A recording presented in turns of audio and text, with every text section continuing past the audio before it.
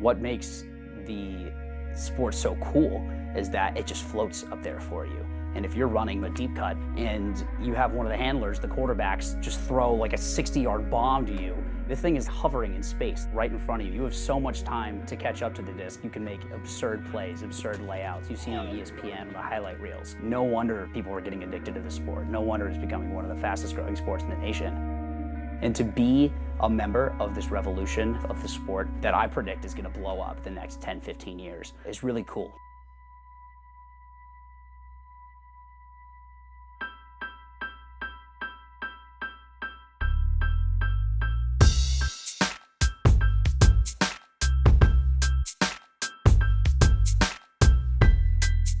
UVA is a huge school, and we're known for academics and athletics. With all the attention that the varsity sports get, no one knows about ultimate Frisbee as a sport. Each team has 7 players on the field, and one team throws the disc all the way down the field, called the pole. The receiving team has to work the disc all the way down to the opposing team's end zone using different systems and plays. It's kind of like a combination of football, basketball, and soccer in the sense that you have to use your legs, you have to use your mind to get open and beat the other team. Night Train is the men's team. 1, 2, Night Train! And Hydra is the women's team at UVA. Hydra! They were both founded in 1978, and the sport was way different back then. At least in the 70s and into the 80s, it was a very, very hippie vibe. There was a lot of tie-dye. You had guys wearing skirts and kilts and a lot of pot smoking. It was really attractive for a lot of people to have a self-refereed game. And some of them were just like fascinated by the physics of how a Frisbee spun and like hung in the air, and so they wanted an outlet for that. I sort of accepted that I would get questions about dogs and whether they were playing with us. You sort of knew what you were getting into, but that doesn't mean that you didn't want to play and make it into something that was real and that you could feel proud of. I was the captain. I wanted it to be like a varsity sport, and I was pretty unflinching in my vision of what it was going to be, and that definitely drove out a lot of the non-competitive elements. Like, they didn't want to play for that sort of overly intense dude who wanted to go practice and lay out on ice, and you know, it doesn't matter what temperature it is, we're going to get out there, we're going to go hard, because you know, if you're committed to a sport, then you're going to play a sport. Now the skill level, the knowledge, the overall investment in the sport across the board is just way different.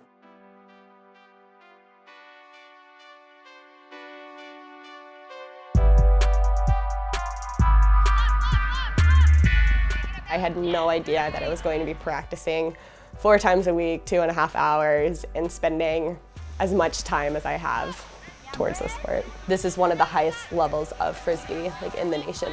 We are a club sport, but if you don't want to put in the work to be a very intense sport, then this might not be the place for you. I always just thought about Frisbee as you go to the beach and you like toss the plastic with the boys. Like, I never thought of it as having this whole competitive side to it. It really kind of opened my eyes to like, wow, this is like a really cool sport, because everyone here is just an athlete and wants to compete, and it was just different from, absolutely different from what I thought it would be. This sport is grueling on the body. People have no idea how much we run. The tournaments, wake up at 6 in the morning, be there by 7, so you can play at 8. And then you play 4 hour-and-a-half games of Frisbee. Jack Bagley, one of our teammates, had a Fitbit last year. And I'm like, Jack, I want you to track for me how many miles we run in a day. According to my Fitbit, it was 14 miles. I think that number just goes to show that if you're not well conditioned and ready to go for a tournament, your body will suffer. If you're sprinting for 20 minutes, if you don't have any stamina or strength to be able to last those points, you cannot be successful as a team. Anytime you actually watch it or you actually play for a minute or two, you realize how difficult it is to get open and to throw and to catch and all the different components that make up the game of Ultimate. One of the most beautiful things in the entire sport is laying out or diving for the disc. It feels like you're stepping off the world and just gliding into space, because you're running full speed, you leap off of one foot and extend your arms. And if you close your hand around that disc and you land and you just like hear the sideline erupt and hear your teammates cheer for you. It's just incredibly fun and a freeing feeling that you don't really get anywhere else.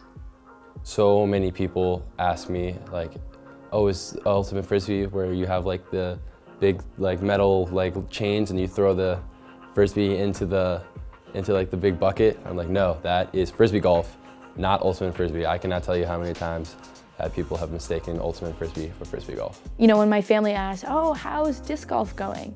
You know, you take a deep breath and you say, Ultimate's going great. Can I show you some footage about club nationals that, you know, one person laid out here and caught an incredible disc? I think the perception is that Ultimate is not a very organized sport, but when you see the world of Ultimate and how many people buy into this culture of a very competitive athletic sport, then you start to understand.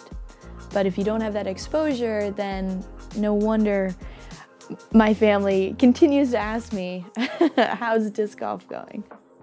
I don't think that there are really any on-field differences between men and women's ultimate. It's the same sport, it's the same rules, it's the same, you know, the same strategies come into play and the same types of athletes succeed. Anytime I've watched a women's game, it's been just as intense, just as physical, just as excellent as any time I've watched a men's game. So I don't think that there's like a ceiling for women that's lower in the game of ultimate.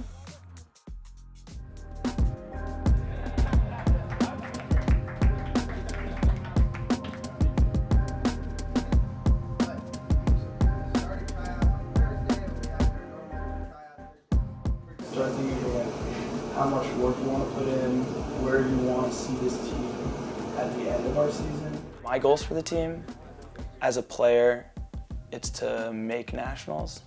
I've been on this team for 4 years. Every single year, our goal has been to make nationals, and we've come so close. This year is perhaps the best opportunity for Night Train to make nationals. I think we'll be good next year, but I think this is probably the program's single best shot of a year for at least the next couple of years. I think if we are going to do it, this is the year we are going to do it. Oh yeah, we're gonna go to Natties. That's it. We're going to Natties. I think everyone on the team knows that's why we're here. We want to make it to nationals. It's definitely something we can do. So everyone on the team's on board for that.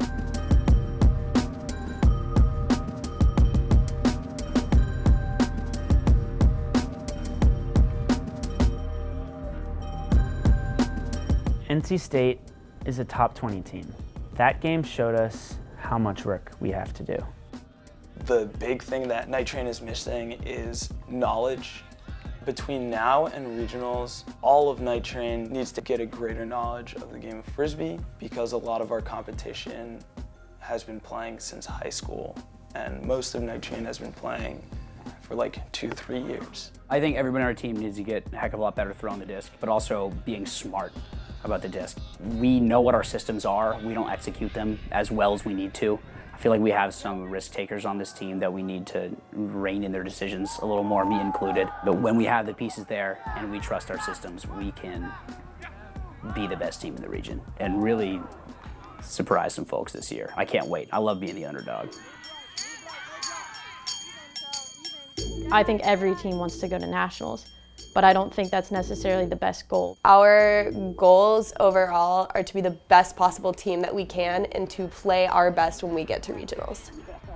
Personally, I would love to see us go to nationals, and that is a goal for me as a fourth year. But I don't want that to be a team goal because everyone should be striving to work individually to get better. And saying a lofty goal like that at the very end of the season, that's like the final goal, I think that's gonna hurt us in the present. We need those building blocks to get to a bigger goal like that. I would like to see our team really dig deep in our pursuit towards nationals. I want to see our team really see that as a goal this year and rally together to be able to get there, because I know we can do it. I know we can. We played Ohio State at Blue Ridge, and they were one of the top ranked teams coming into this tournament. We did not do as well as we wanted to in terms of possession and on offense. We can run deep, but we haven't been able to do that this game. And damn, they just scored again. I think it was a lot more of our own mistakes than it was their excellent playing. We really need to focus on ourselves more than other teams because Hydra really is its own worst enemy. We tend to kind of multiply in drops and missed passes when we start getting in our own way. And so keeping each other focused and making sure that our bodies can handle the reps is what I think is really important to being successful as a team. We can be an incredible team. I think we have the potential to go to nationals, but there's also a lot of work we need to put in. Where we are at right now, we're not going to be able to get there simply because a lot of our throwing skills are not quite up to par.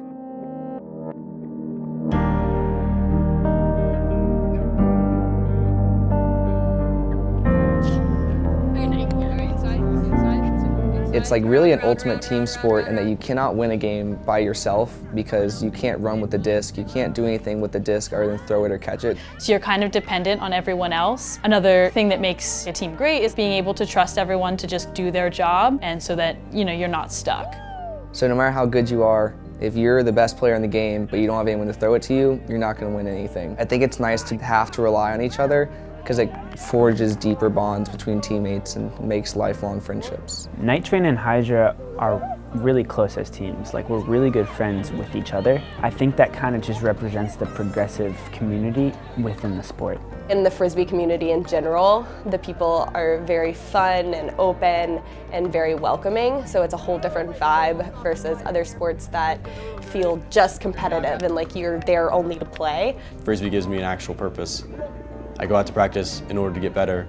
I get better so that the team gets better and we can do great things.